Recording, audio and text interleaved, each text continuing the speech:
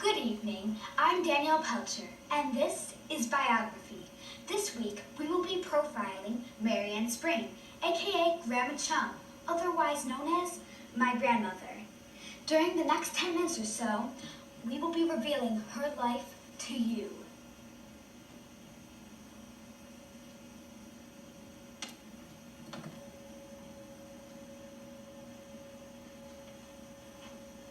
Our story begins in the year 1930 at 29 Southampton Street, Buffalo, New York, where Marianne Stoltz is born at home, which was a custom at the time. There she grew up with her father Elmer, mother Ottilie, and younger sister Marguerite Stoltz. Marianne states that the majority of her culture was middle class, while she and her family were poor themselves.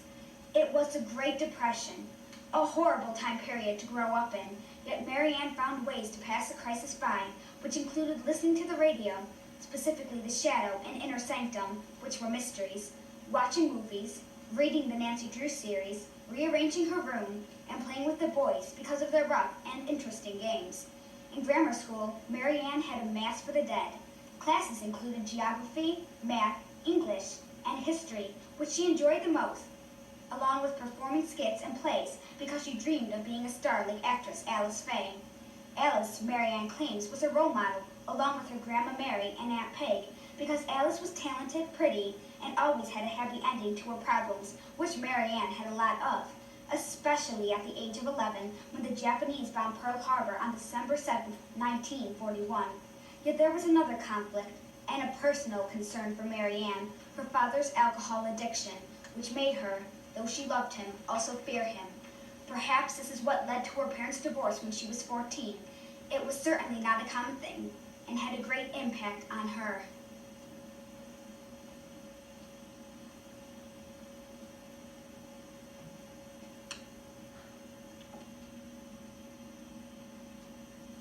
Marianne Stoltz gradually grew into the typical teenager.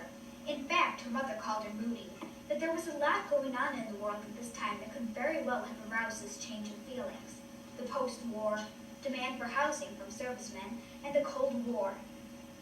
Life was busy. New things awaited Marianne throughout her teenage years. For one thing, there was a converting to high school, where there were subjects such as art and physical education that weren't included in grammar school. In addition, Marianne joined a sorority, where she got her first sense of independence. And she married at the age of 19 to Joseph Spring. Unfortunately, she and Joseph Spring divorced 30 years later. Yet, during their marriage, they had two girls, Michelle and Susan.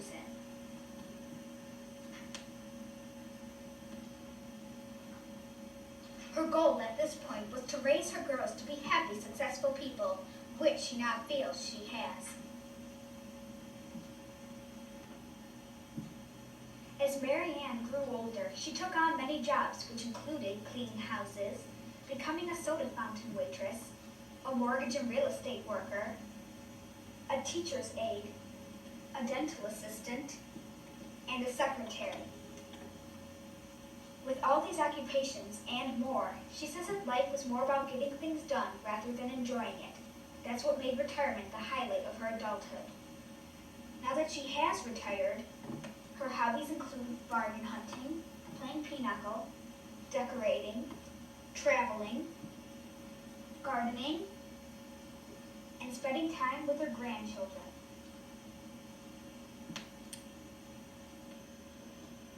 And now, while we watch some footage of Marianne in her recent years, we will listen to her description of the 1940s in her own words. Not you, whatever. Well, a very, very big difference between then and now was there was no television. And so we listened to the radio an awful lot. But we weren't inundated with news like you are now, because the news came on a couple of days, unless it was a news flash.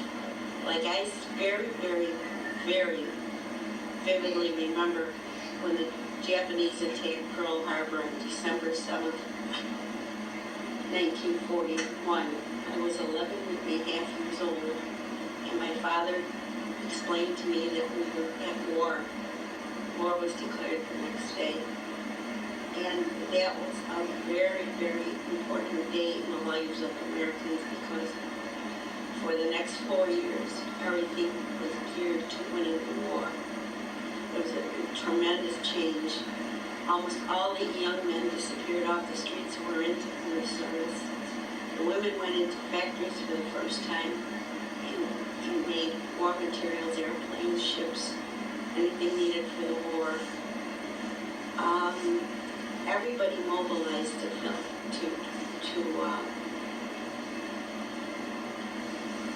to win the war. We made many sacrifices on the home front. For instance, lots of things were rationed. If you had a car, you were rationed the amount of gasoline you could use. Yeah, we were rationed to the amount of sugar. Sugar was in very short supply because it all came from overseas. Butter, we were very, very short. We were rationed in butter. Meats we were rationed. And people planted, for vegetables, they planted what they call victory gardens. And that's where everybody tried to plant a little garden to grow their own vegetables. Kids collected tinfoil from cigarette. The cigarette. All of us from the books. Oh, did you? Yeah. Oh, my God. Yeah, that's okay. Well, then you got a good idea. Maybe we better go on to the next question. Well,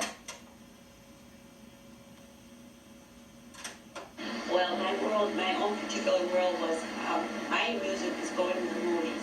And I went to the movies every Saturday afternoon and every Sunday afternoon. And at that time we would see what they called a feature movie and a B movie. That was one that didn't have big stars in it, but the B movies were always really good adventures. And along with that, we would have a newsreel. That's how we got our news of the world.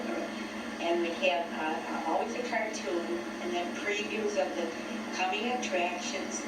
And they had a serial, Cliffhanger, which was they would show you a story, and for instance, it won't be caught on the railroad tracks, and it looked like no way to get out of that one. And they ended there. And if you wanted to see how she got off, you'd have to come the next week and see the next chapter. And these would go on for like 20 weeks or something like this. And they were fantastic when you were a kid. It cost a nickel to get in. is it a lot or a little? That was a good price. And then I think they raised it to a dime. So every Saturday and Sunday, I spent almost every Saturday and Sunday afternoon I spent at the movies. And I got very interested in being a lifetime lover of movies, movie stars, and all the junk that goes with that. And we played a lot of homemade games, didn't have a lot of toys. I always got books for Christmas.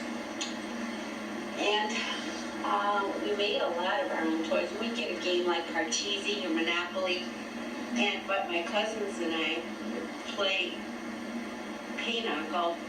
I've been playing pinochle since I've been about 8, 9 years old. And we played a lot of card games. And when my cousin Peg moved closer to us, she was a real tomboy, and she could do all kinds of crazy stuff. And she was a leader. And so she always came up with something. Like she told me to brush my teeth with pumice powder to make them white. I almost took all the enamel off my teeth by crushing them. Peggy said it was okay, but later on I found out she was wrong about lots. Go. People on Sunday used it as a day of rest, which they don't do now. Now people use it as a catch-up day. Other laws. Back then, we could buy beer legally at 18, and also we had to wait until we were 21 to vote. And now I believe it's 18 we can vote.